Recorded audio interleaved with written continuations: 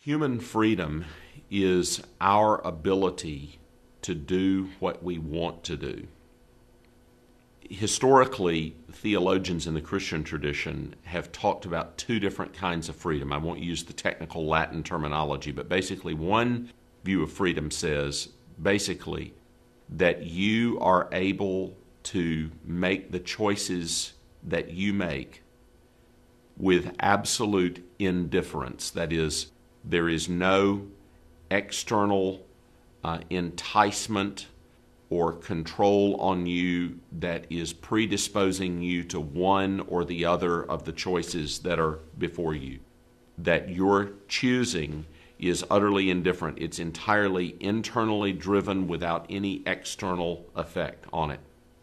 Now, those of us who believe in the doctrines of grace and the sovereignty of God actually don't believe that kind of freedom exists, because we live in an interconnected world. When you choose to turn your television from one channel to the next, there are literally hundreds and maybe even thousands of factors that are impinging upon you in making that choice. There may be a program that you really like on the other channel that is moving you to change the channel. So there are many theologians that try and say that a person is not free unless they are entirely apart from the coercion or control of any force outside of themselves. And I don't believe that there are any choices like that. I think all of our choices come in a network, a web of community and relationship to everything else in the world. And so our desires themselves are deeply influenced by the context in which we find ourselves.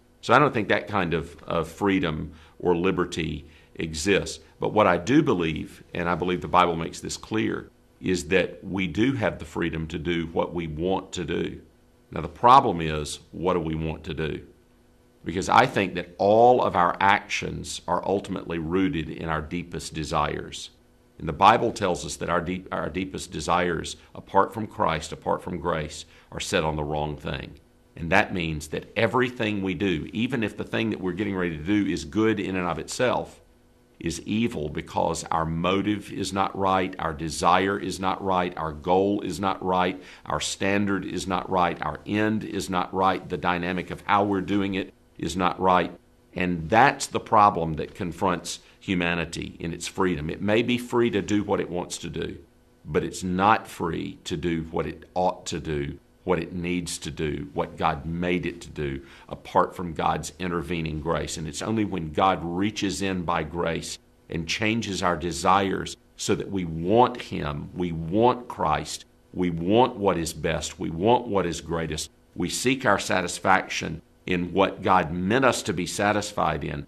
Only then do we reach the kind of true freedom that the Bible envisages for all the sons of God.